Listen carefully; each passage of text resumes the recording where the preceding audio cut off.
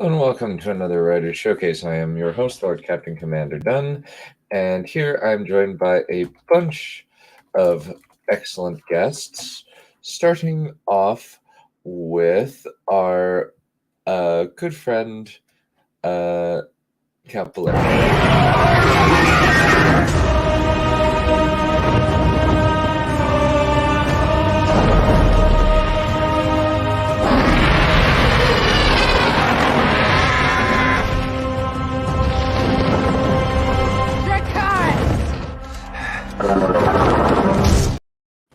Yeah, it's just burned down the whole boiling.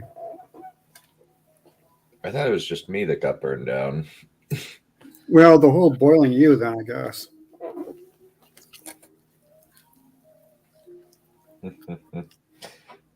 True. Let's bring in Carl Sailor.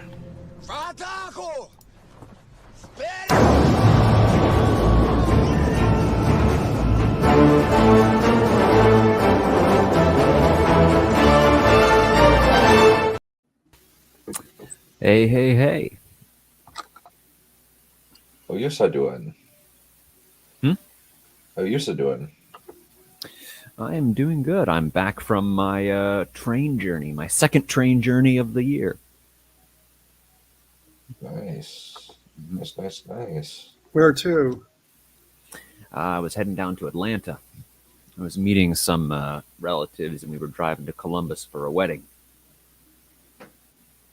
Cool. Unfortunately, there is no direct train to Columbus because Norfolk Southern owns the tracks, and they don't let passenger trains run. But Indeed. I managed to get around that.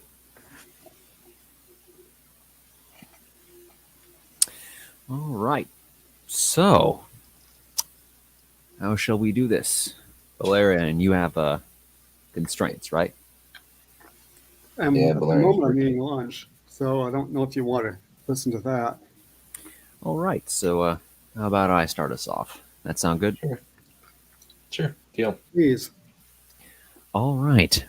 So, if we recall from the previous chapter, Shenna just signed on with the Angara Consortium, which, as we may remember, is the fantasy equivalent of Mega Corporation. And she's about to get her new apartment today. So we will see how she fits in there. In today's offering, Chapter 31, Clear Water. Sebastian was waiting for Shenna in the great hall the next morning. Master Angara told me to get you set up in your new apartment today, he said as Shenna sat down for breakfast. We can depart as soon as you're ready. Within half an hour, they were on the docks, pushing off onto Moon Lake in a small pleasure barge with Sebastian on the pilot's stand. The waters always looked so beautiful around this time of day. A thin curtain of delicate mist floating above the placid surface of the lake, like soft breath lingering on a looking glass. As the boat drifted gently across the calm morning waters, Shenna noticed that they didn't seem to be headed towards the vast, low silhouette of Accra itself, but towards a smaller collection of buildings on the far western side of the city. "Where are we headed?" she asked. "The Clearwater District," Sebastian said. "I don't suppose you've ever been there before." "Not for myself," Shenna said, "but I've heard a great deal about it." Memories wafted through her mind like phantoms through the morning mist. Memories of a pompous noblewoman boasting of her new lodgings in the district. Of Yannick lamenting that ordinary people weren't allowed in there. And a distant view of a patchwork of palatial estates spreading across the surface of the lake. "I've arranged with a meeting with a prospective landlord with a unit to rent," Sebastian said. "You can move in right away if you approve of the property." The distant structures steadily made their approach, and before long the boat was gliding down the canal between them. Shenna stared up at the buildings as they floated leisurely by. 4 stories tall they stood, wrought of polished marble and granite, and outwardly at least, completely identical. A low stone wharf sat before each one, with a broad stairway leading up to a grand doorway at level with the second floor, beside which a small brass nameplate proclaimed the name that had been given to the development. As her gaze swept to and fro along the neat and orderly rows of buildings, Shenna began to notice a few odd things about this particular canal. For one, there was far more light here. Back in the old city, the buildings crowded so closely together that the sky was reduced to a small strip of blue mirroring the canals, and a narrow ray of sunlight reaching down to the level of the walkways was a treasured rarity. Out here, however, the buildings were far enough apart that there was an abundance of open blue sky, and shadows between the buildings were the exception rather than the rule. And then there was the water itself, clearer than anywhere else she had seen in Accra. Shenna peered over the edge of the pleasure barge and gazed deep into the canal. She could see all the way down to the bottom, where the dunes of silt swirled among the building foundations. Gone, too, were those tiny scraps of refuse that typically floated down the canals, and the small darting fishes that nibbled at them. The Clearwater district had more than earned its name, it seemed. "I'm told this is a very new space," Sebastian said as he deftly maneuvered the pleasure barge between 2 buildings. "Just completed this past summer, and only one of the subunits is tenanted so far. You'll be the first person to live there if you select it." "Is it comfortable?" Shen asked. "Well, you'll be able to judge that for yourself soon enough," Sebastian said. The pleasure barge emerged into a narrow alleyway, though it was still wider than a main thoroughfare elsewhere in Accra. Here the buildings showed their backsides, only slightly less grand than their facades. Sebastian deftly maneuvered the pleasure barge under a low archway and into a grotto beneath one of the buildings, where the flickering white flame of a lamp replaced the sunlight. The water was only waist deep in the grotto, and a young man waded towards the pleasure barge to thread a heavy mooring cable through a ring at the prow. The young man then returned to a stone wharf and began to pull the boat into a dock, where a plump, well-dressed woman in her middle years waited beneath the lamp. "This is the owner, Madame Perel," Sebastian announced as Shen dismounted. "This, madam, is Shenna, the young lady I was telling you about yesterday. She's quite interested in the apartment." "It is simply wonderful to finally meet you, Shenna," the woman squealed with delight as she took Shenna's hand. "And I must say it is always a pleasure to meet another member of your illustrious consortium." "Yes, how do you do?" Shenna said, making a polite bow. "Well then, shall we begin the tour?" the woman said, with enthusiasm undiminished. "I'm sure you shall be quite impressed and delighted with what I've in store to show you." "May as well," Shenna said. "Wonderful," Madame Perel said, and she whirled about to begin the tour. Shenna followed after the woman, with Sebastian unobtrusively bringing up the rear. "When young Master Sebastian told me that one of your organization was in need of housing, I knew straight away that no common lodging would do," Madame Perel said, leading the party into a small stone room at the very back of the grotto. "We've offerings of only the highest quality for such an esteemed personage as yourself." "And what's in this room?" Shenna asked as the trio squeezed into the small stone alcove. "Is this a storage closet?" "Oh, you will see in just a moment," Madame Perel said, drawing a small metal grate closed over the entrance and adjusting a brass dial beside it. All of an instant, Shenna felt the floor shudder and begin to rise up. She looked up at the ceiling and found that, indeed, there was no ceiling, but rather a long shaft running straight up, probably to the very top of the building itself. The entire room was moving up between stories. "An elevation chamber," Madame Perel said, practically bursting with delight. "It's the latest convenience. Time was one had to settle for a system of pulleys and counterweights and cages, all clattering about along rails and getting tangled into each other. A nightmare to keep in order, those things were.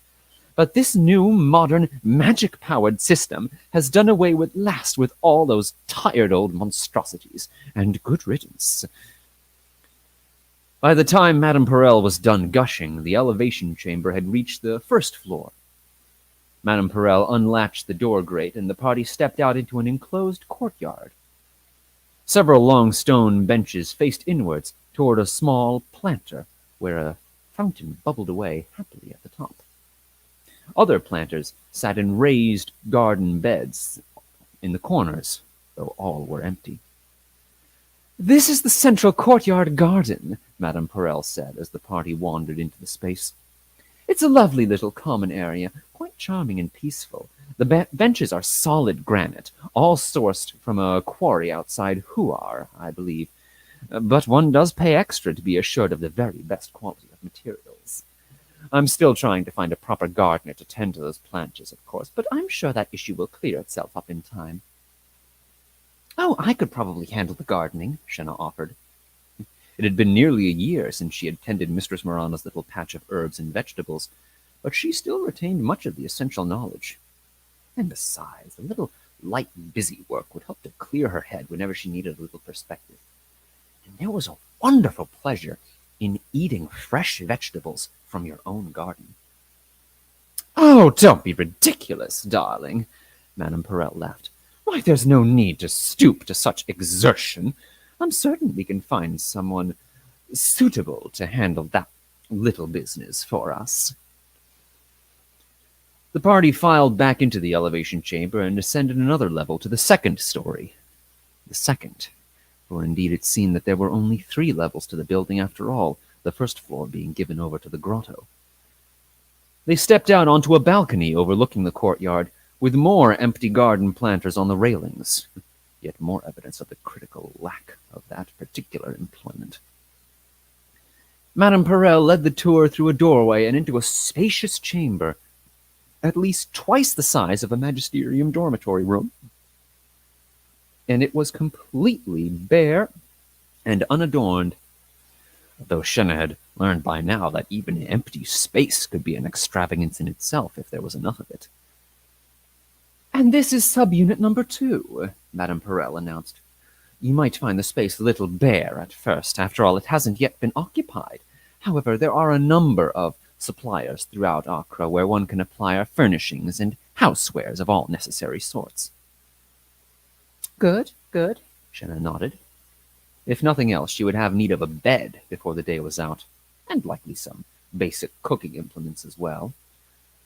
She cast glances at the doorways on either side of the chamber, each one leading to another room of similar description. "And who did those rooms belong to over there?" "Why, darling," Madame Perel laughed, "the entire floor is yours." "Really?" Shenna paled. "All of it?" "Why, of course," Madame Perel said. "Or at least it shall, once we formally draw up the contract, which we can at any moment." "And how many rooms are there in total?" Shenna asked, already trying to puzzle out what she was supposed to do with so much space. 10 in all, not counting the balcony and the courtyard area on the lower level, Madame Perel said. "There are 4 chambers on each side, and 1 more along the front and the back. Generally speaking, the most common arrangement is to keep the front rooms as a sitting area for entertaining and for company, then moving back dining chambers on one side, dressing and bed chambers on the other side, and then to give the 3 back rooms over to a kitchen, pantry and dry storage, and servants' quarters." "Servants?" Shenna balked. "Well, naturally," Madame Perel said. "Come now, darling, you weren't surely planning on doing all the cooking and tidying by yourself, were you? It's a job and a half, and quite beneath your station besides." Yes, of course," Shenna nodded quickly. Servants. Now that was an idea that would take some getting used to. It hadn't yet been long since that Shenna had been a servant of sorts to Mistress Marana, always scurrying and obeying whenever she was told to clean this or polish that or cook up something light for dinner. When the tour reached the back rooms, Shenna understood why they were so commonly given over to servants. There were no windows at all along the back wall, given that it faced due south. Indeed, the middle chamber, the one which Madame Perel had suggested for a pantry and dry storage, had no windows at all, being blocked in on both sides by other rooms, and not opening in upon the courtyard. One of the back rooms was equipped with a small hearth and oven, as well as a narrow spiral stairwell that, according to Madame Perel, led all the way back down to the grotto. It was ideal for moving supplies to the pantry quickly and discreetly, without taking a more obtrusive route. Wouldn't it make more sense to use the elevation chamber for such tasks? Shenna asked. At this suggestion, Madame Perel looked utterly stunned, as though Shenna had proposed to use a fine fur coat as a dish rag. Well, I suppose, Madame Perel stammered, but gave up on the thought after a few moments. Well, who lives on the other floors? Shenna asked, as the party made its way back leisurely to the elevation chamber. I believe there's a noblewoman living on the top floor with a number of servants, Madame Perel said. Another one of her family just moved in with her as well, but they're both quite respectable persons. I see, Shenna nodded. And what about the lower level by the courtyard? Do you live there?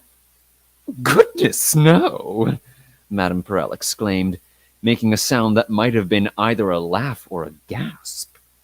No, I've my own lodging elsewhere in the district. I've also pre-purchased one of the properties planned for the next round of developments. I have it on good authority that this next batch is set to be even grander than before. So then nobody lives on the first floor, Shenna said. Alas, not at the moment, Madame Perel sighed. But early days yet. I'm sure a worthy lodger shall pop up in due time. Of course, Shenna said, stepping up to a window and peering through to look out over the main canal in front of the building. As she swept her vision back and forth across the canal, taking in the identical buildings arranged in those unbroken ranks like soldiers on parade. And is it just apartments in this district? Well, naturally, of course, Madame Perel said. But is there nothing else? Shenna pressed the question. No taverns or small shops or market plazas? Well, what need is there? Madame Perel said. It's a quick enough journey to Lakeshore, Taylor's Landing, or the Redstones. No need to clutter up the whole district with redundant establishments like that. And I don't see any walkways or bridges, Shenna said. How are people meant to get around? Why, by boat, of course, Madame Perel laughed. How else? What about people that can't afford a boat? Shenna asked. If one cannot afford a boat, then one surely cannot afford to live here, Madame Perel said. It's all for the best, in any case. It serves to keep the waters clear of undesirable company. People out here value their peace and their privacy. Shenna looked again. The waters flowing through the canal did seem quite clean and peaceful after all. There were no jostling crowds to be seen, nor any prowling vagrants or wretched beggars moaning out for alms. Accra had no shortage of those things, of course, and Shenna knew well enough where they might be found if she cared to look. But out here, fenced in and isolated, it was possible to forget for a few blessed moments that the entire rest of the city existed. If she needed any more persuasion, at that very moment Athanasius swooped in through a window and glided to a perch in a crook of a wooden crossbeam, and there he set himself down to look out across the room, like a king, master of all he surveyed. Well, if Ath approves... I believe I'm satisfied with the apartment, Shenna announced. Wonderful, just wonderful, Madame Perel squealed. Now then, I've got the contract all drawn up and ready for review. if you'd like to accompany me down to the courtyard. Rent for the apartment was 2 lath, payable on the first day of every month. It represented quite a substantial portion of Shenna's 5 lath monthly salary, but Sebastian assured her that it was more than affordable when accounting for dividend payouts, performance bonuses, raises, and other sources of compensation. In return, Madame Perel, as the owner, agreed to set aside a fund for the general upkeep of the property and regularly hire repairmen and handymen to see to the repairs whenever they should arise. Though Shenna refrained from asking what was to happen to that repair fund if no repairs were ultimately needed. Such an inquiry seemed impolite. Ultimately, the contract was signed without any further incident. And no sooner had Shenna put her signature to the parchment than there arose from one of the upper balconies a great clamor. Shenna looked up to hear the sound of people exclaiming as they were shoved aside, metal utensils clattering to the floor, and at least one glass goblet smashing upon the marble tiles. A whirl of noise then passed into the back stairwell, which began to echo with anticipation, like the oncoming rush of water through a pipe. Finally, the anticipation burst forth into the courtyard in a great whirl of electric blue silks and satins and golden blonde hair. "Shenna, darling!" Elira squealed with delight, as her embrace tackled Shenna to the ground. "Oh, how splendid! It is that we ought to be neighbors once again." "Good to see you, too," Shenna choked through Elira's strangling embrace. "Now come along, darling," Elira said, dragging Shenna toward the elevation chamber. "We simply must be about the business of furnishing your new apartment fit for someone of your new station. Alas, I fear this district is poorly suited for my palanquin, but my pleasure barge shall be more than comfortable, and I shall not let you pass a single night here without comforts suitable to your new station in Accra." Shenna wondered if it was too late to look for another apartment. And that's that.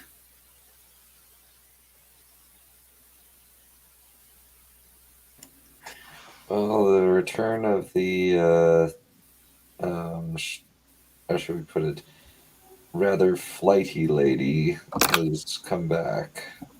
Oh, yeah. She back. I simp for Elira. But that's probably more than you need to. That's more than you need to know, probably. How? She's been growing on me. I've decided to subtly change the original endgame that I had for her. Ah. Is she going to become a capitalist too? She probably already is. She's well, you know, Marx does make a very clear distinction between the bourgeois capitalist versus the old nobility. You know, she's the people that would have been displaced by the bourgeoisie. Ah, but then you can always buy into it and that. It's one of the things he mentions in part 3 of the manifesto of particularly feudal socialism, which is basically where the old nobility claim that, hey, we're basically doing all the socialism stuff, but it's not so much to prevent the exploitation of capitalism, but to prevent themselves from being supplanted by the capitalists. So it's very much a self-serving manifestation of it. And of course, the moment they actually get the chance, they will more than happily jump ship and become capitalists themselves. So that's where the happy ending comes in, where of the story, where the nobility and the capitalists join together in an everlasting friendship. Well, Sounds like it. well, if that's your thing, I guess. Yeah. So now we get to hype about now we get to hype over Elira coming into the story again. And She does seem very, what's the word I'm looking for? Friendlier. Voluble. She moody, not moody exactly, but changeable in mood. Mercurial, that's the word. Yeah, that's a Yeah. good description, actually. Yeah, I kind of get the idea that the earlier unpleasantness was kind of just her, you know, growing up. Mm. Yeah, plus now it's obvious that Shenna is rich and powerful. Well, not really powerful, but has connections and stuff. So therefore, obviously, she must be wonderful and all that. Therefore, Elira will just forget about having being annoyed with her earlier. I don't think she even remembers. She probably doesn't. Mm-hmm. Sounds about right. That reminds me of a character in Oz book, Ozma of Oz. There's this princess Langadur, and she at one point she locks up Dorothy for being rude to her. But then the next day, her friend, Dorothy's friends come and ask her to let her go, and she says, "Oh, I forgot all about her." But you can't necessarily expect a princess to remember one day what she did the day before. Langudier's the one with all the heads, right? Yes. Yeah, Elphic Bong was messed up. Yeah. Kind of, in some ways, yeah.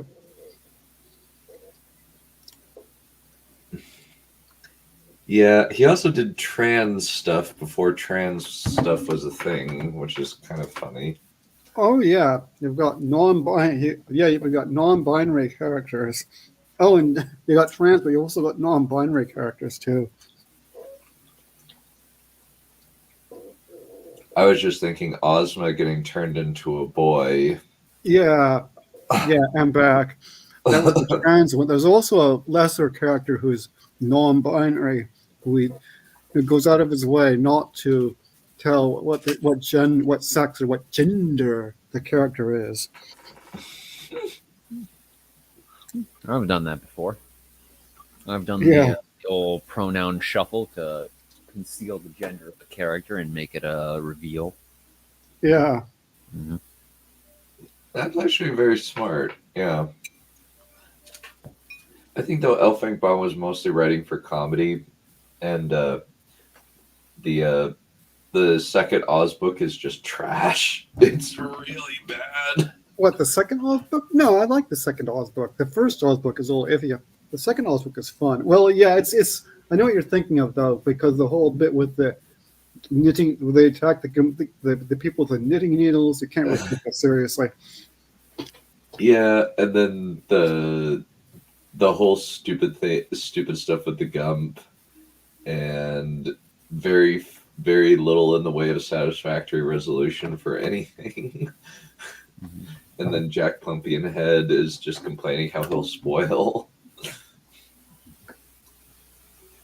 Also, Yeah. apparently the original Wizard of Oz was supposed to be like propaganda. Well, that's a theory that somebody had, but you can do. Someone thought it was an allegory for currency policy, but you can make anything. Yeah, the silver standard versus the gold standard.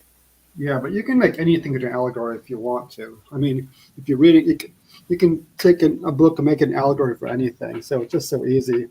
So I actually watched a review of Book versus Movies where he said, I know a lot of people brought up the allegory, so I'm going to say this. The allegory is stupid. And I'm just like, I agree with you, sir. It is indeed dumb. Maybe I'll actually play a bit of that. That's actually a funny one. Let me see.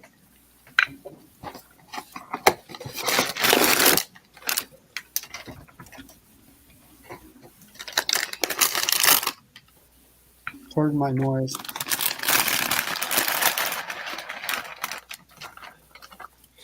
Yeah, there's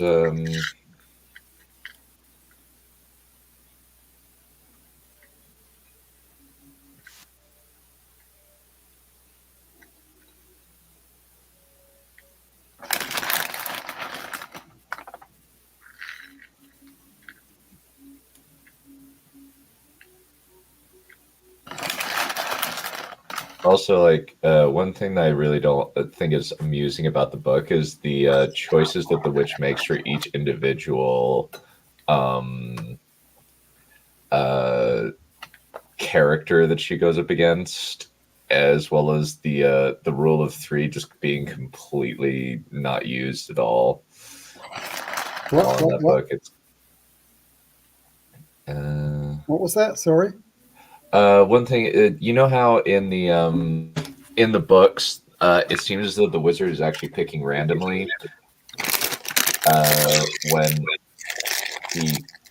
he is choosing the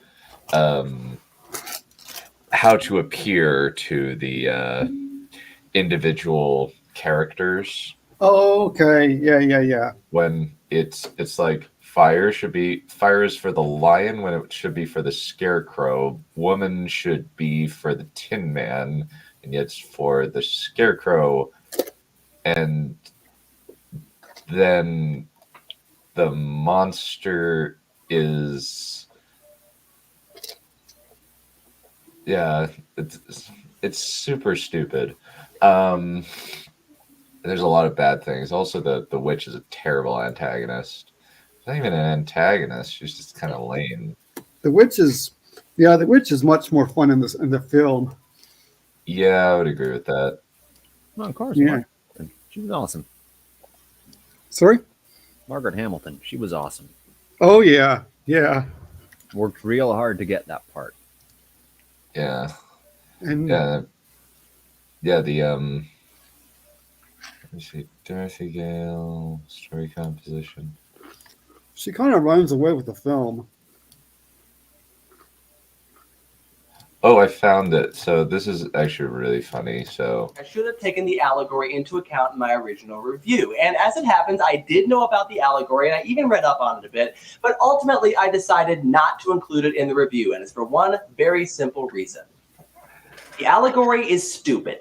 And I know I'm going to get a lot of comments for that remark, but just hear me out. First of all, these allegorical parallels didn't come to light until over 60 years after the book was published, well beyond the point when they were relevant. Second, no one can agree on exactly what some of the elements are supposed to symbolize. And some of the conclusions are shoddy at best, like they're really pushing the boundaries of plausibility here. For an allegory to work, you want it to be obvious. Like everyone knows that Animal Farm is about communism, and everyone knows that The Lion, the Witch, and the Wardrobe is the story of the gospel. Third, just because a story has a lot of symbolic elements or parallels to things that were going on at the time, that doesn't make it an allegory. I have no doubt that Baum threw in a few of those symbolic things to things that were going on at the time. But honestly, I think those were more like inside jokes to the adults that were reading the story to their kids. Fourth, even if the story is allegorical, it should not undermine the quality of the story itself. Even if you don't know that Aslan is supposed to be Jesus, you still get the message of sacrifice and standing up for what you believe in that story. Even if you don't know that the pigs are communists, you still get the message that the rebels became just as oppressive as the people that they overthrew.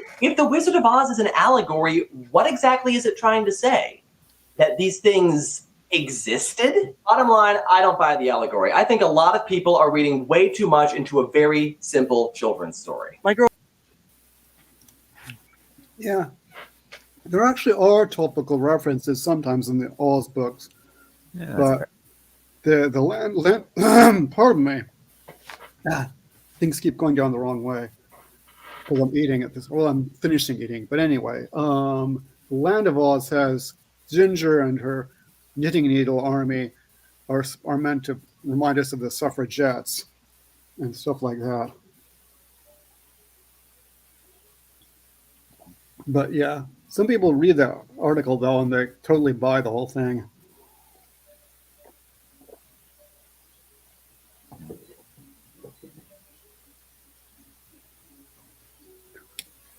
right. Anyways, Valerian, you ready? Actually, I think I am ready. Ish anyway. And this is a belated Halloween celebration. It's from a bunch of us did a what? Oh well, We lost the boss man. who wanted him anyway? Yeah, fair enough. Let's take over the show.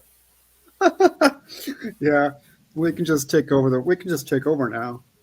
So No worries. anyway, Do your thing, man. this is a bunch of us did a parody of Lord of the Rings. And the original idea was to have an e-text so that people who were asking for an e-text, we would refer them to this of Lord of the Rings. We referred them to this, and then we would see if they got fooled by it because they were just trying to get an e-text as opposed to using an actual and trying to get as opposed to actually buying or even using a library book. So that was the original idea, but then it turned into this huge big parody thing. So this is the parody of, well, it'll be obvious in a moment.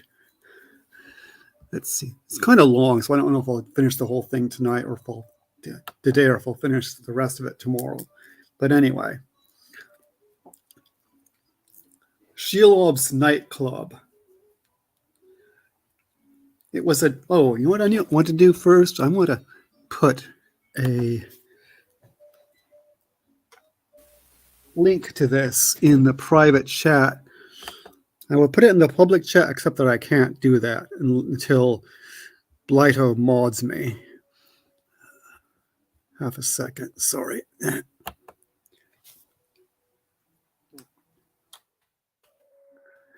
So, Book 4, Chapter 12, Shelob's Nightclub. It was a dark and stormy night. The rain fell in torrents, except at occasional intervals, when it was checked by a violent gust of wind which swept up the streets. For it is in Mordor that our scene lies, or close enough is no matter, rattling along the housetops and fiercely agitating the scanty flame of the lamps that struggled against the darkness. Sam thought he heard the soundtrack to some horror flick or other, but couldn't be sure. He was standing around awkwardly holding the apparently defunct Frodo's leash in the magnificent piazza that formed the center of Cirith Ungoliant. Gullible looked at him with irritation. The bouncer, an immaculately clad orc with mild amusement. Fearful and yet insidiously attractive was the vista that opened itself before his eyes, like that of a B-rated horror film combined with that of a science fiction dictatorship, combined with that of a second-rate pornographic film. The setting was very noir with much chiaroscuro, like the old Batman comics in the youth of the Shire. Out of the corner of his eye, he thought he saw a vehicle on which were written the words, Mystery Machine. The female pulchritude on display assaulted his senses like unto the onslaught of Mordred's forces upon the Vale of Gondolas. An eersome nightclub, bedight with Halloweenery and enshrouded in bright tan-colored orange, lowered before their awe-stricken gaze. They beheld on its steps many a jack-o'-lantern, within which there flickered a deadly sheen, a corpse light, a light that illuminated nothing. Or so Frodo always said, but Sam and Spiegel thought it was marvelous. Just like Times Square, the latter said cryptically. Resplendent with neon lights was the nightclub, and bedight with 1,000 posters such as simply would not have been allowed in the Shire. A spider motif dominated the building, with iron gates and fences, as well as windows, filigreed in the manner of spider webs. They were come to the most fashionable district west of Barad-dûr, and the bat motif of the older buildings was nowhere to be found. The Halloween kitsch filled Sam with a sense of dread. I do believe in spooks, he muttered in a Brooklynese accent. Most terrifying of all was the entrance, with its incandescent jack-o'-lanterns and plastic ghosts and skeletons. An enormous rubber spider hung from one of the towers.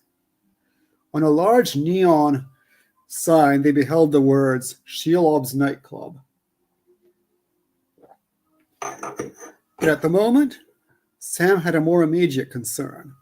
It appeared that he had tied Frodo's collar a little too tight, motivated perhaps by some unconscious desire to get rid of the ugly and sexually challenged, reactionary, decadent, exploitative, despicable bastard. But he was not dead. With slow, stupid hobbits lab kit, we might be able to do something, my precious, muttered Gullible. Fork it over, Saddam. Reluctantly, Sam obeyed, and Gullible got to work with practiced expertise. He examined the contents of Sam's laboratory kit, grunted with satisfaction, and then mixed the contents of various test tubes together with the air of one who knows exactly what he is doing. Bon Giovanni has produced a chemical compound that will revive nasty rich hobbit, he said at length. It will also cause a very slight reduction in the patient's erotic madness, precious. It may have some side effects, owing to the predominance of 2-amino-2-dioxide. Just get to the scoundrel, said Sam. Gullible carefully poured the contents of one of his test tubes down Frodo's left nostril. After pardon me.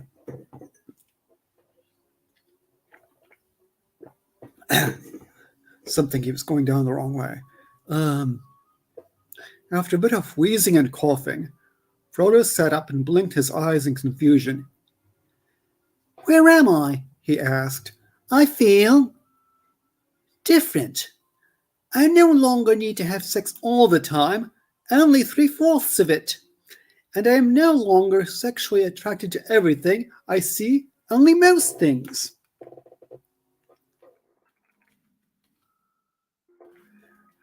Pretty impressive, said the bouncer. Oh, shucks. Biochemistry is just one of our hobbies, Saddam, replied Gullible. The bouncer was about to reply when Spiegel came back from the restroom, bubbling with delight. What a wonderful country this is, she cried. I entered the women's room, fully expecting to find some disgusting hole in the ground, as in the Shire. Instead, I beheld an object of great beauty, a large white porcelain bowl full of limpid water, and behind it a rectangular white tank adorned with a mysterious metal handle. How clean and lovely it is! I nabbed a towel on the way out. May I keep it? It's all yours, ma'am, said the bouncer politely. This was the first towel. Yet another modern improvement of which the oppressors had depraved us, observed Sam.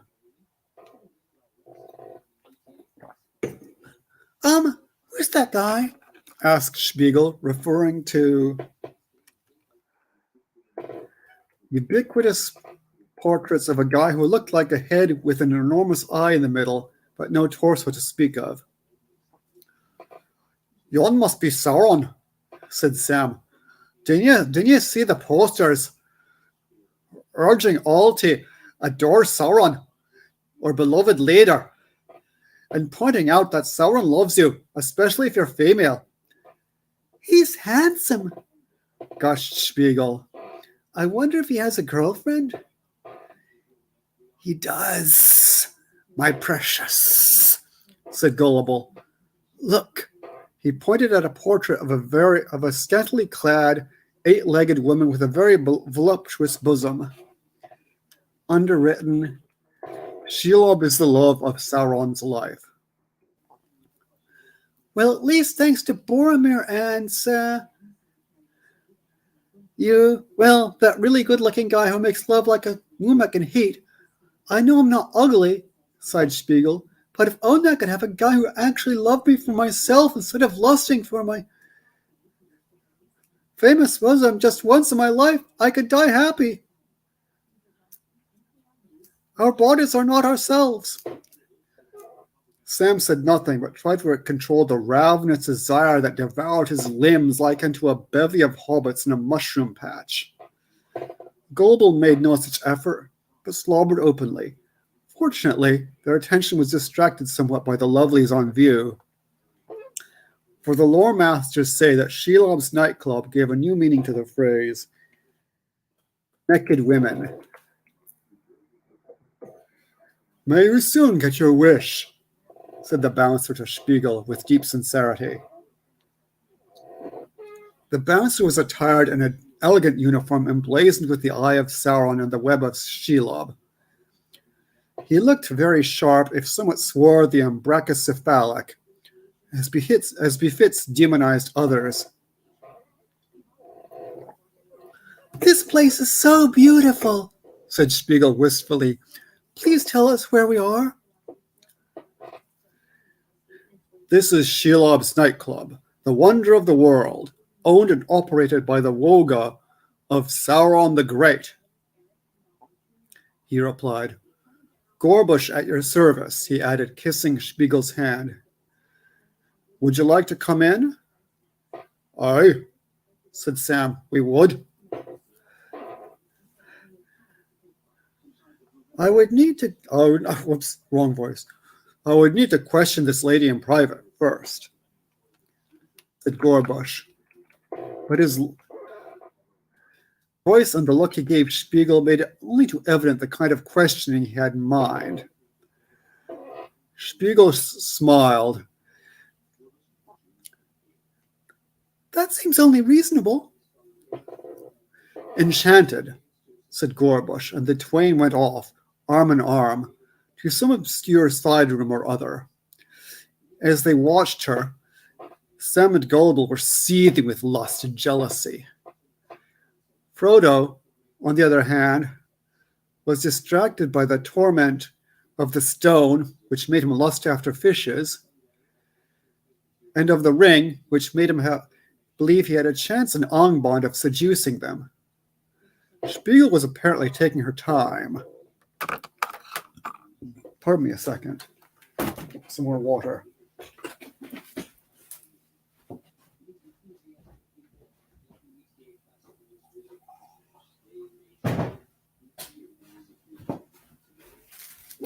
Sorry about that.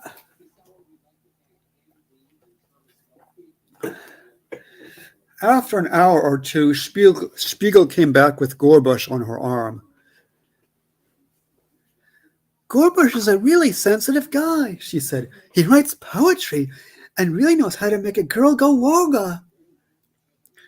Sam and Gullible's eyes bored into the orc's face with all the benevolent subtlety of an Entish laser ray. I did not realize your situation was so bleak, said Gorbush. This lovely lady. He stroked Spiegel's long, silky soft hair, is worth 100 floor shows. You can go in, but I'm going to have to escort you in order to protect the lady. We all have to be careful on account of that evil drug cartel.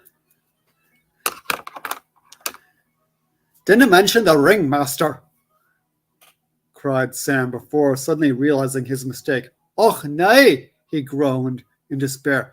If you keep opening your big mouth, you'll end up betraying the cause, as me gaffer always used to say, and that's a fact. You're nocht but a Menshevik, he mostly used to add. But I'll nae be captured by Sauron that easily. I'll sell my life dearly. He took out his sword and drew it. What are you getting so operatic about? Inquired Gorbush, apparently taking little interest in the ring. You are our honored guests. Both Shelob and Sauron will be eager to meet you. You will be spending the night in the nightclub's guest quarters until Sauron the Great can find you more worthy lodgings. But for now, would you like to enjoy the floor show? There is nothing to fear. Sam wasn't so sure as he heard a shrieking sound issuing from the bowels of one of the guard rooms. It might have been a damned spirit. It might have been an elvish captain. It might have been an inebriated Balrog. It might have even been Maria Callas, but it was probably somebody enjoying the floor show a little too much. His curiosity overcame his fear. Anyway, they had no other plan at the moment, so they followed the orc into the nightclub. When Gorbush entered the password, "trick or treat," Frodo could not suppress a shudder. Ignoring the remarks of the habitués, such as, "not from around here," or "the clientele are becoming frightfully common," the companions entered and gazed at the bright lights and gorgeous semi-clad beauties, such as Hugh Hefnæstos, who was what passed among the Valar for the god of wisdom, might have dreamt up in a delirium. One of them, a very provocatively dressed blowfish, was ensconced inside an aquarium tank. Orcs silently served the companions picturesque local alcoholic beverages. "These are the raw grisettes," said Gorbush after the party had stared at the beauties for several minutes, hours, days, for they soon lost all sense of time and distance, except that one of them, Frou-Frou, is a blowfish. That's a little kinky for my tastes. The Balrog grisettes pitilessly exposed their loveliness to Sam and Gullible's heterosexual gaze. Whether Sam too had some accursed article of clothing like everyone else, possibly his socks, or the lustful side of his personality, which Spiegel called Kinko, was once again gaining the upper hand over the loyal revolutionary, whom she called Pinko. This tale does not tell. Frodo had eyes only for Frou-Frou the blowfish, or else for his shoelaces. The sinuous sensuality of her scales made him go woga, for need drove him. I want to grip her smooth, scaly body. "I didn't want to hear it," said Sam. "I was sick of your sex life months ago, and that's a fact." Things got even worse for the hobbits when the grisettes began to sing a tune by orc operatic composer Lahar. Tra-la-la-la-la-la-lally, triple trap and triple trap. Welcome all to Shelob's Valley, trickle trap and triple trap. We are the raw grisetta. Have wings and castanettas. Lo, lo, do, do, zhu, zhu, clo, clo, frou, frou, Margot. But Frou-Frou, of course, sang fins, not wings. Frodo's heart caught fire, and without thinking of what he did, whether he acted out of folly, despair, courage, or insatiable lust, he jumped onto the stage and into the aquarium, taking the vial with his left hand while he caressed Frou-Frou the fish, this is right, before kissing her ardently. Then he belted, "Et moi!" upon which he promptly stared at his shoelaces again while Frou-Frou laughed provocatively. The audience roared its approval.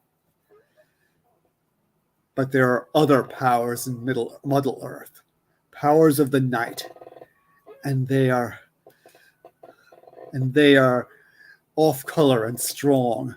And she who dwelt in the darkness had heard the elves give that cry in the depths of time, and it had not troubled her then, nor did it now.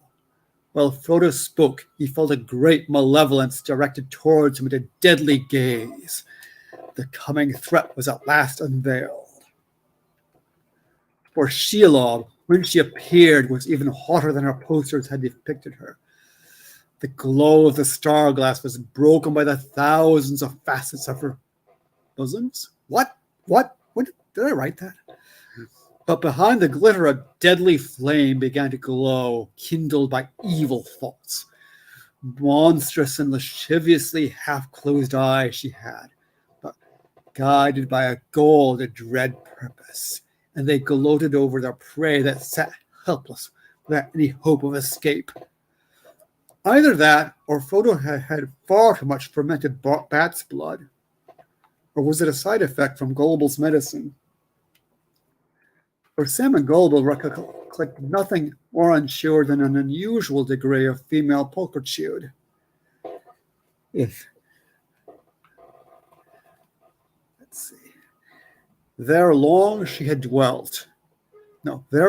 she dwelt, a sensual creature in maiden form, or out of it as the case may be, the same as of old dwelt in the land of the elves that has sunk beneath a mounting pile of debt, like unto those whom Bluto had tried to seduce in the mountains of Woga in Doriath.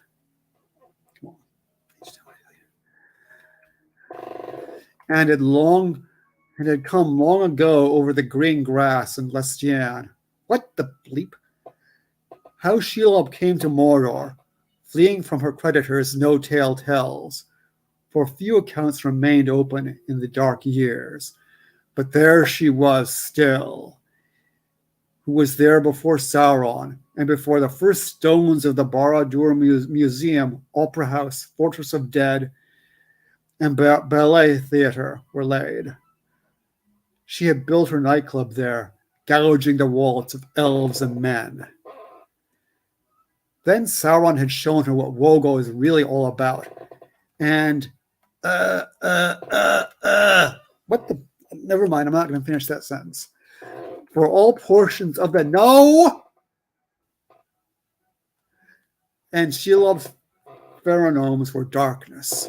Far and wide were scattered their offspring, even as far as the Shire, bastards of their miserable mates, whom they had rather left holding the baby. But none of Sauron's women could rival her. Shelob the Great, hottest babe of Ungoliant to Woga, the world. And as for Sauron, he knew where she lay, and it pleased him that she should dwell there, hungry but undiminished in physical attributes, a more insatiable nymphomaniac than his own fantasies could have devised. Orc maidens had made nice enough concubines, but he had them in plenty. And after all, they lacked the sexual capacity of the Maiar. Shelob had that and to spare, and as a man may throw a dainty to his cat, he calls her, but she owns him not. So Sauron had added various adornments and beautification projects to Shelob's nightclub, making it the gaudiest such institution west of Minas Vegas. How long have I been at it?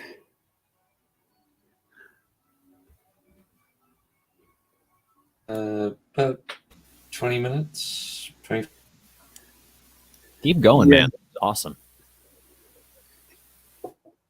Yeah, I should probably stop soon, but I guess I can go another page. Yeah, I can go. I'll go another page, and then the rest will have to wait till next time.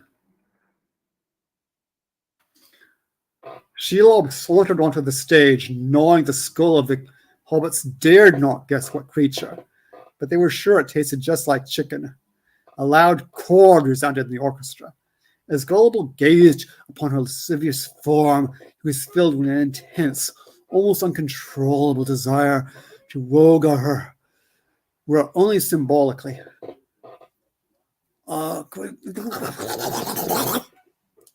He thought, as he, never mind, forgotten is the snows of yesteryear, for the moment, was his burning passion for Spiegel, much to the latter's relief. She sang the following Chardash with such intensity that the evil Gandalf himself, had he heard it, would have wept. Where dwells the Lovesen, O Link? Where dwells the Lovesen? How can I skink? Then she ripped into the fast movement like a thunderstorm over the steps of room. Just once too. Voga, voga, voga, voga, on the puste by the Volga, just once to get it on. The hobbit's blood was churning like a samovar, kindled by the magic sun, and when she repeated the song, her passion inflamed the nightclub to such an extent that the thermometer went up at least 20 degrees Fahrenheit.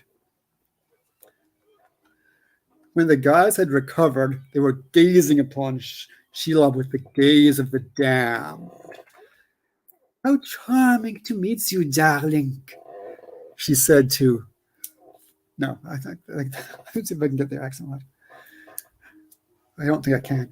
How charming to meet you, darling, she said. May I invite you and your friends to spend the night and tomorrow to join me for a small private luncheon for 6, not counting the dancing girls, of course. 6? Repeated Frodo, puzzled. Well, yes. You, your 3 friends, myself, and Sauron the Great. Oh, my Hungarian accent is really, really bad. Oh, stammered Frodo. Sauron, what does he want with me? We have much to discuss, said Shelob with a cryptic smile. Your estate, for instance. Oh, my estate, said Frodo with a sigh of relief. Yes, what did you think it was? Said Shelob. I hope you're not getting your image of me from those sensationalistic movies starring Humphrey Bogart. Frodo was nonplussed. Goldbush, Shelob whispered to that worthy, take these guests to the lair. Lurtz, you take Goldbush's place. And that really will have to do for now, sorry. I'll have to finish the rest of it next time. What am I even doing there? When did you say you wrote this? Some 20-odd years ago. I see. How long ago did you think it was? It's just out of curiosity. I don't know. I'm not sure. Do we even want to know? Well, you do now.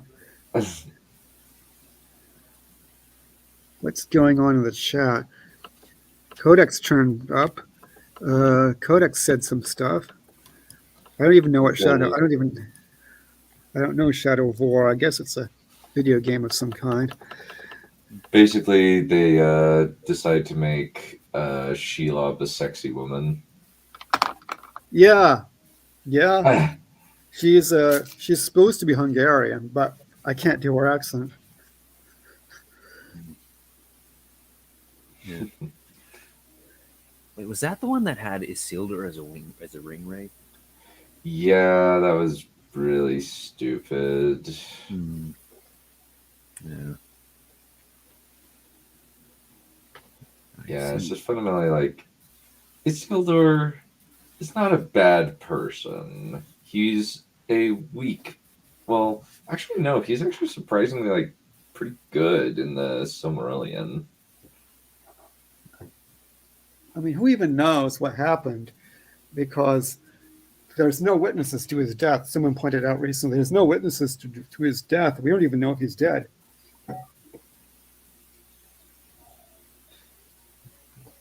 True.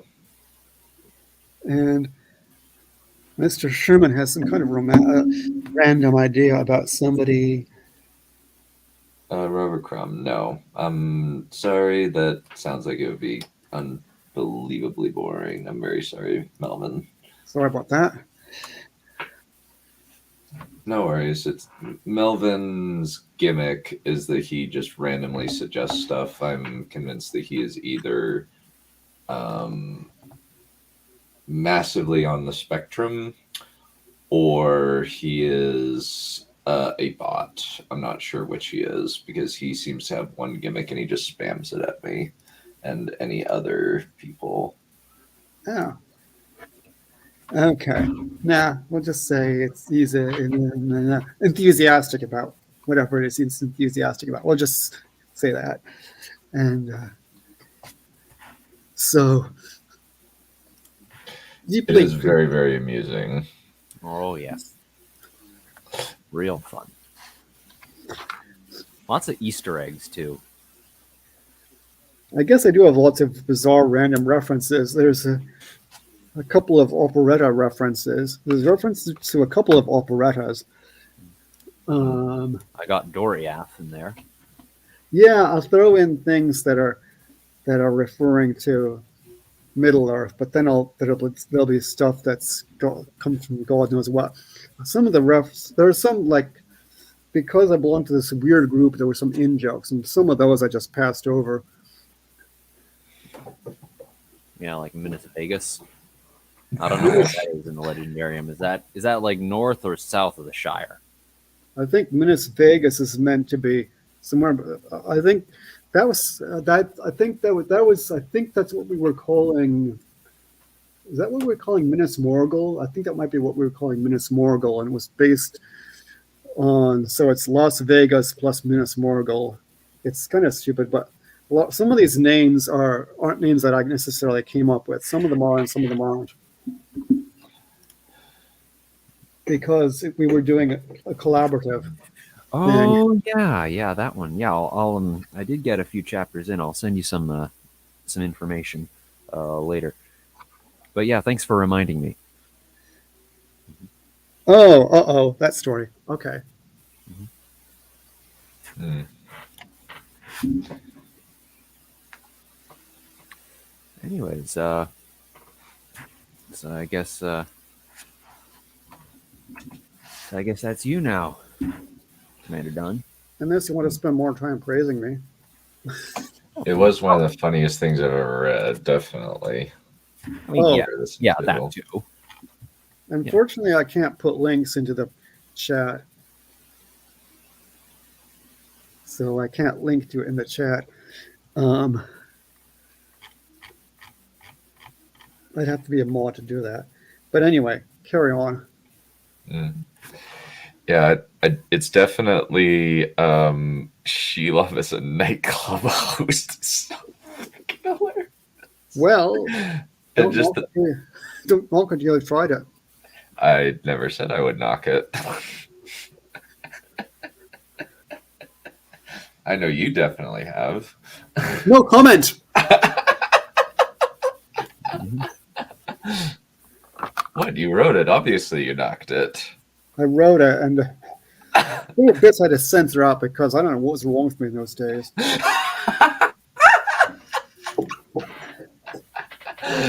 Now I want to read the uncensored version, Art.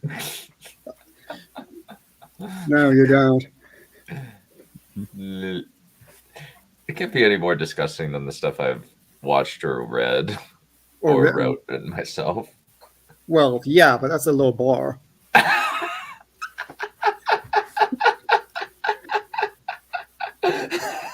Okay. On that note, I think we're ready for you to start. I've thrown you off the game. No. Down! You throw off my groove. I'm sorry, but you've thrown off the Emperor's groove.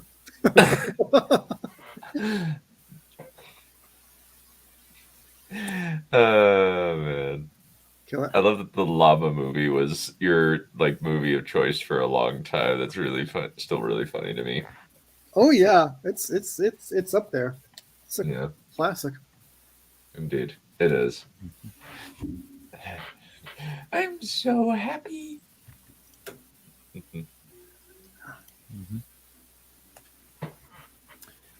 All right. Yeah, all right.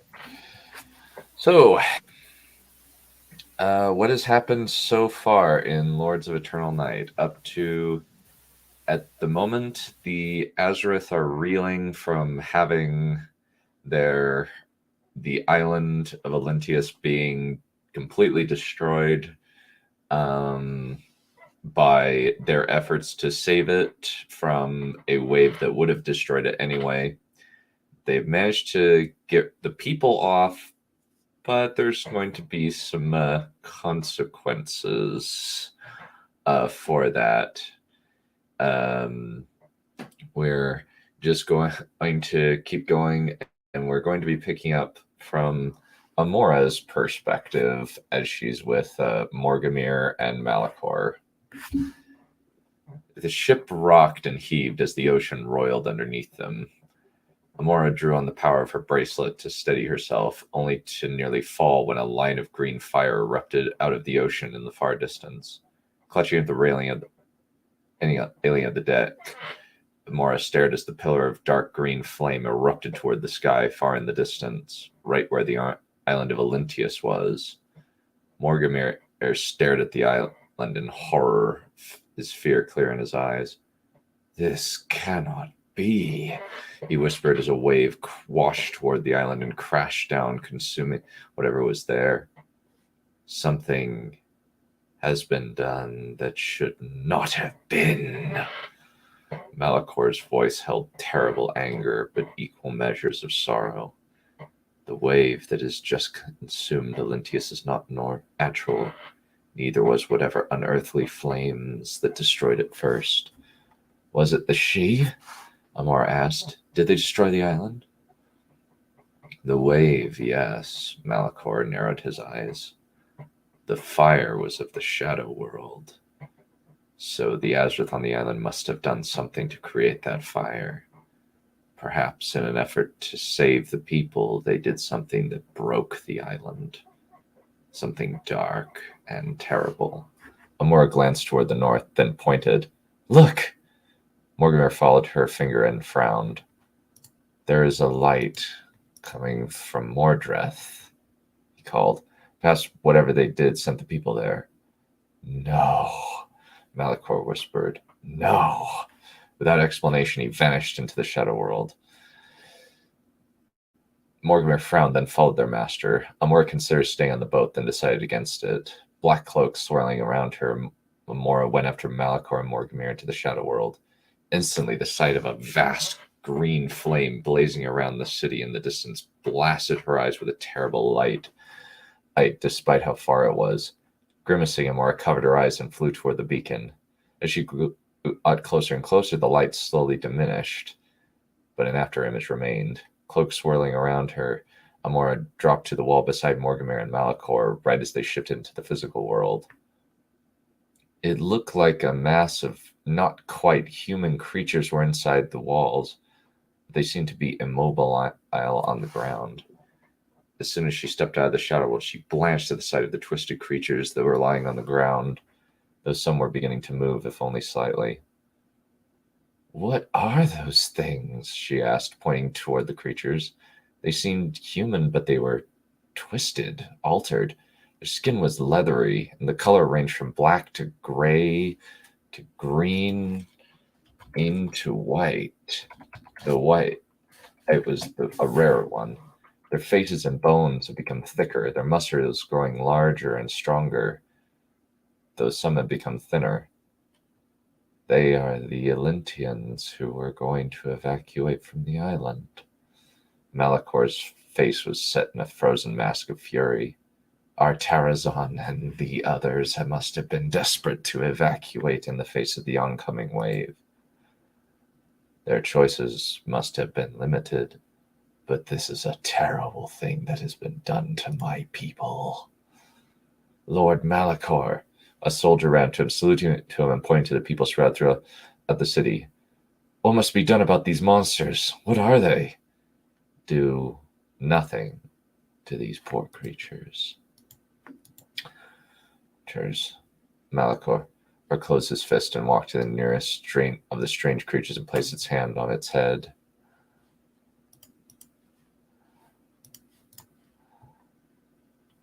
Their wills are broken. He slumped, sadness cleared in his face. Can anything be done? Morgamir asked, looking down at a family of 5, with the smaller monsters likely being the children. They cannot be changed back. Malachor retracted his hand. However, I can at least give them their minds back. You can do that? Amora couldn't hide her shock. With great difficulty. Malachor bared his teeth in a grimace. Almost enough to kill me. I will have to rest for many decades before I can recover. Your fight against the She will have to be without me. Morgamir seemed to about to ask further, but Malachor raised his hand to forestall the prince. No, this is something that must be done by me and me alone. Abruptly, he began to glow with a bright purple light. I will need time to regather my strength. My spirit wandering while my flesh is restored. Fight well, my Azrith. With a blinding flash, he exploded with purple radiance, even greater than the light that had blazed around Olyntius. Morgamir and Amora covered their eyes as the light blasted outward, washing over them like a wave. The light raged for several minutes, then finally there was nothing. Tentatively, Amora lowered her arm, then blinked. Malachor had vanished. That was short, and the next one's pretty short, so I'll read that too. Arterazon felt like he'd been drawn on the rack and crushed by a mountain. The power of his crown was slowly restoring him, but the strain of the spell was rapidly draining his strength. It had affected the others just as badly, but Farah had taken it the worst. Her eyes were slightly unfocused and glazed over. Her hands shook and her steps were unsteady. Kamul seemed about to collapse from exhaustion, but he still held Farah up. He's proven himself to be a capable and loyal man, Arterazon thought as they made their way to the nearest Aesir. From there, they could transport themselves to Mordrith using the magical device instead of their own depleted energy. We're almost there, Arterazon grimaced as he pushed himself to take the next laborious step. I see the Aesir in the distance. Imaris pointed to the bright red light above the tower. Grimacing, Farah and Kamul pulled themselves toward the tower, but they were slow and slightly clumsy. At least the laws of gravity do not apply here, Arterazon thought as they flew to the Aesir through the Shadow World. In unison, the 4 Azrith let themselves get pulled to the Aesir in Mordrith. As soon as they got to the city, Arterazon and Imaris blanched at near the same time. An aura of purple energy suffused the area within the Shadow World.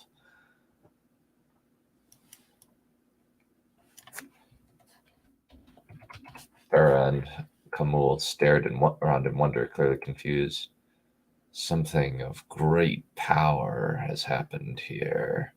Arterazon slid out of the Umbriel and into the physical plane, frowning as he beheld the new occupants of the city. Strange, vaguely human-shaped creatures were wandering around the city, many of them guided by soldiers or, in some cases, women and other children. Some were bony and wiry, others were large and powerfully built, their height ranging from chest height to taller than Arterazon. What is going on? Kamul asked, staring around the city with an expression of confusion. What are those creatures? They're the people from Olyntius. A line of black smoke landed on the tower and materialized into Morgamir, his face hard and one under in his hood. What happened, father?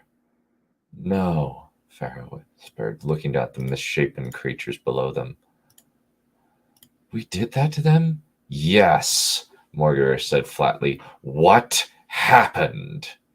A tidal wave was going to destroy the city and everyone on it. Arterazon whispered, unable to fully process the shock that had crashed into him. I thought this would be the best choice. They live, but Malachor has sacrificed himself to give them their wills back. Morgamir clenched his fist. The She of Delta struck us a devastating blow. Our capital is destroyed, Nearly 100,000 of our people have been transformed into monsters that are only regaining cognizance, and our master is gone. Arterazon put his head in his hand and groaned, the pain of exhaustion being drowned out by the shame of what he had done to his people. I am so sorry, he thought, sinking to his knees. His metal gauntlets clutched at his iron-crowned helm, almost wanting to crush it with his supernatural strength. He couldn't, though, which made it worse. You couldn't have known. Camul placed his hand on Artarazon's shoulder. Our enemy will strike again. We must prepare for what is to come. Slowly, Artarazon fell. Our master is gone, he whispered. Then we should do what he would want us to do. Camul looked around, gesturing with his open palm toward the others. We have received great power. Let us use it to defend these people against those that did this to them. I did this to them, Artarazon thought. Then something inside it pushed that thought away. Excuse me. Wrong hole. No, they did this to my people. They would have murdered them. I was trying to save them, and I did save them. New strength seemed to flicker up inside him, not enough to fully restore him, but enough to spur him to stand. You are right, Camul. He placed his hand on a Brathen warlord's shoulder. We need to prepare to fight. Camul inclined his head. The king then turned to Morgamir. What kind of state are these people in? Their minds will need time to recover, Morgamir grunted. He seemed furious, but it was a fury that couldn't be vented on the ones he was truly angry at. Let me look at them. Camul rolled his shoulders. I think I might be able to help. Take some time to rest. Amaris rubbed her eyes. We need time to recover from what's been done, mentally and figuratively. We still have the Corsairs to the south. Morgamir glanced toward the sea. I have an idea of what we can do to strike at our enemy. They're clearly weakened after what's been done, and if we go north, we can begin raiding their harbors. Go. Artarazon nodded. Take Amara. With 4 of the Azrith, you'll be able to hold off both the normal Shi and their champions. Very well. Mortimer put his still clenched fist to his chest and departed. Once we've rested, we should start making our own land preparations. Camul summoned his mace and leaned on it, more for support than emphasis. Build as many fortifications as we can, force them into bottlenecks, and negate any advantages they might have. We'll have time for that later. Amara shook her empty hood and vanished into the shadow world. Camul sighed, then let himself sag. She's right, he admitted. I'm just used to forming battle plans before I rest, since a fight was always on the next day. Well, we have time for one night before we need to make our plans. Artarazon clasped the Brathen man's arm. Thank you for standing next to me. Likewise. Camul squeezed back, surprisingly strong. And that'll call... there's one... And that'll call it for today.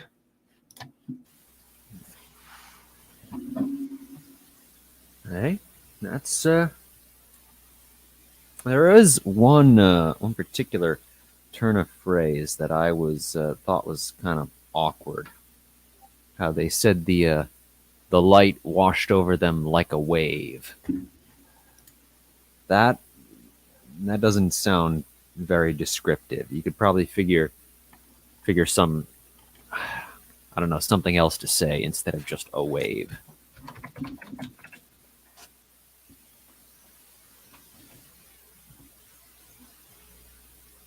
I don't know if that makes any sense. It's Maybe more, I'll just delete the like a wave bit. I mean, there could be some good comparison there, but just leaving it as just a wave, it needs something more. Okay.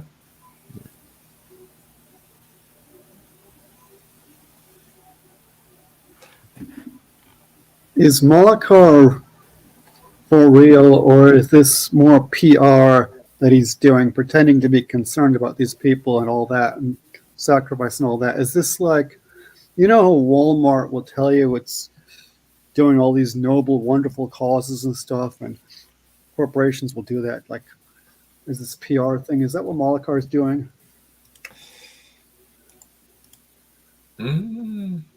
Well, there's some measure of utility about it, as well, since this represents a massive army that he could possibly use.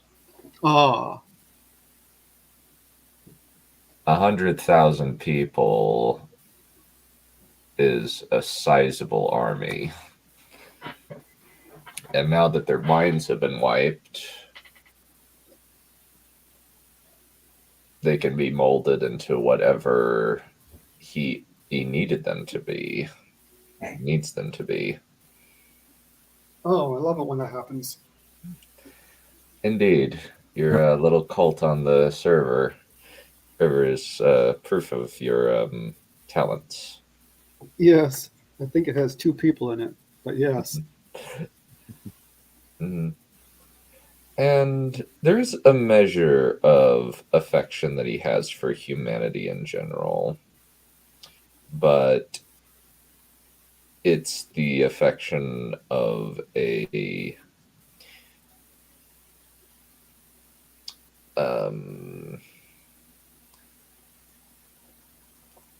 extremely high level parent of a, well, more like the love that one might have for a pet or for cherished tools. He has trained hamsters. Mhm. Yeah, that's a pretty accurate summation, I would say. Well, fair enough. Lesser beings are, lesser.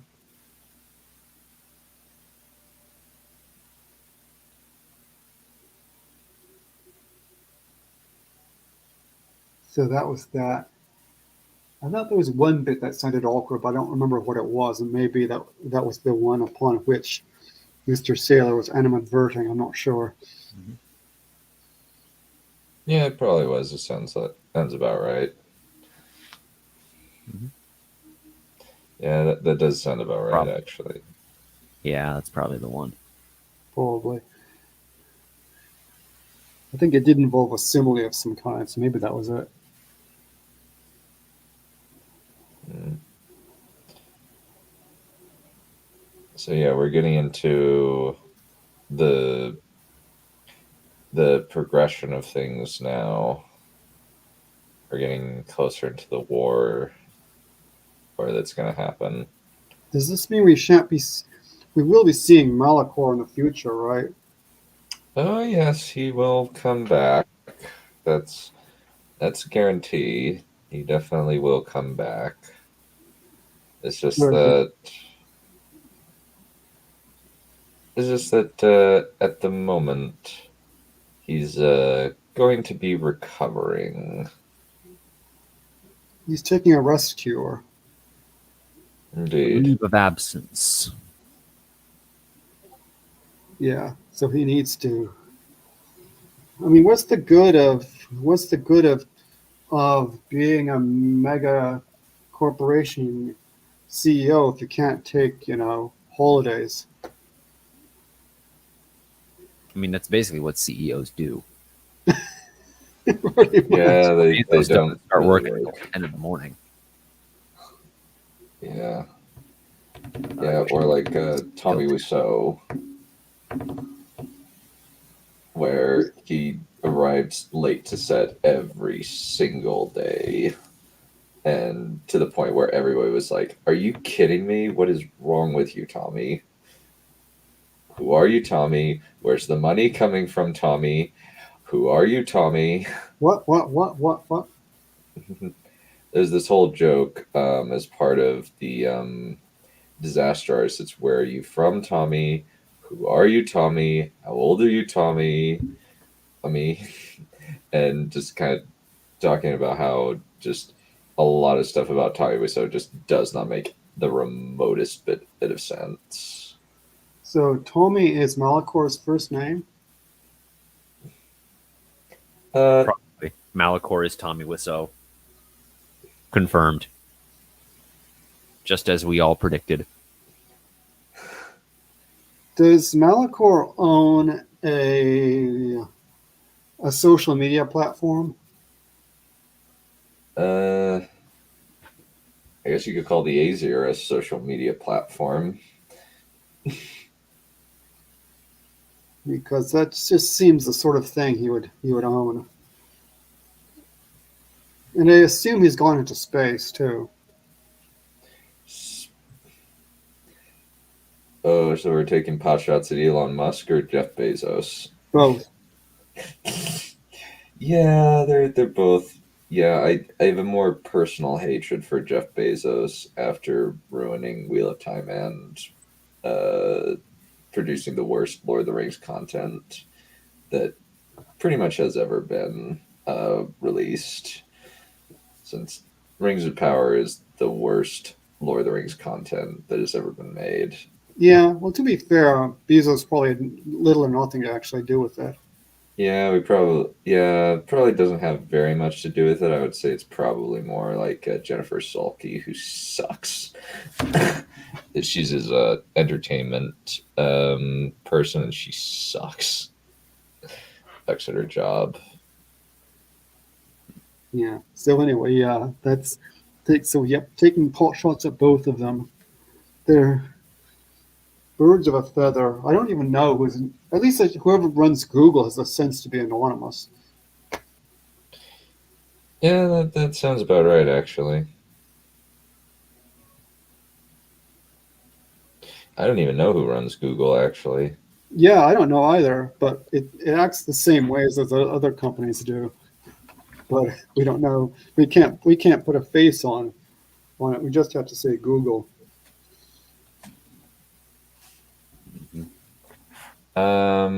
It's not a private company. It's owned by individuals and institutions. Yeah, it's publicly traded. Yeah.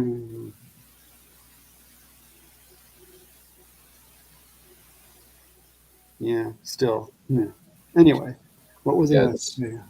yeah, it's a bunch of like Vanguard Group, BlackRock, Fidelity Management, Research LLC, Standard Pitchy, and it's got one CEO, Larry Page. And Sergey Brin. It's so and its two co-founders among others. Yeah, but at least they're nice and retiring and modest. Or at the very least, don't open their mouths and say stupid crap. Yes.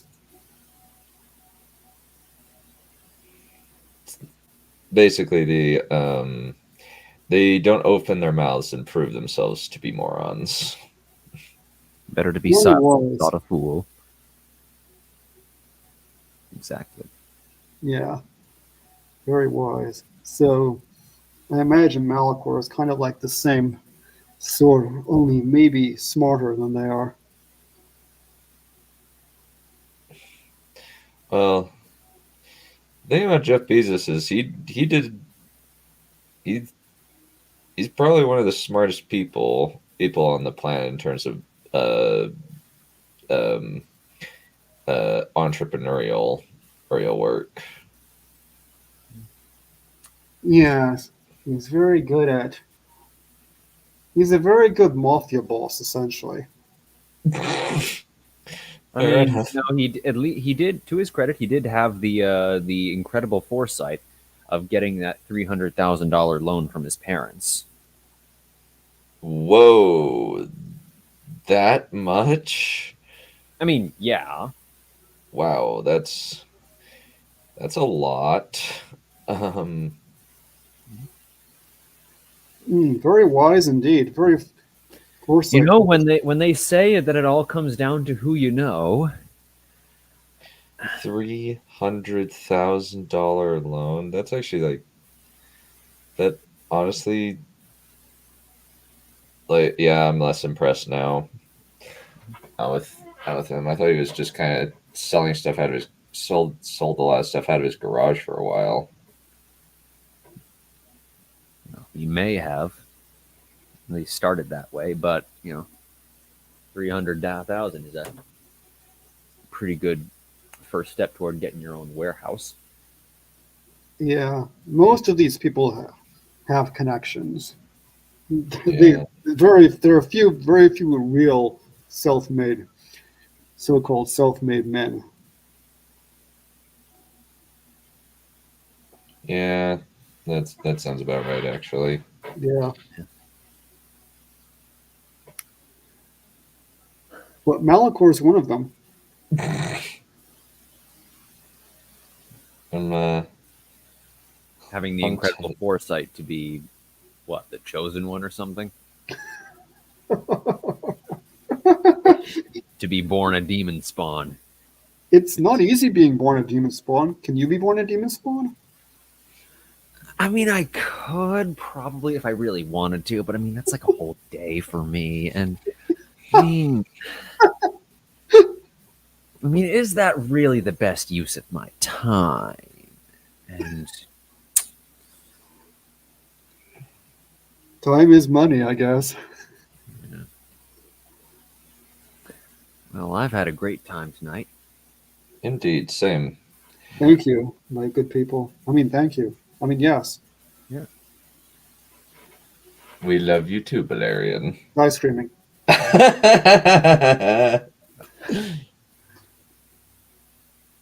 What did you do this time, Dunn? What were you doing when you said that?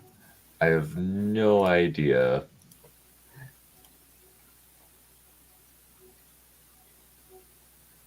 No idea. Completely unknown. Anyway, well, we will call it good for today. I'm not sure what we're doing tomorrow. We'll have to figure something out. But I think we will see you all later. Adios. Have a riot. See ya.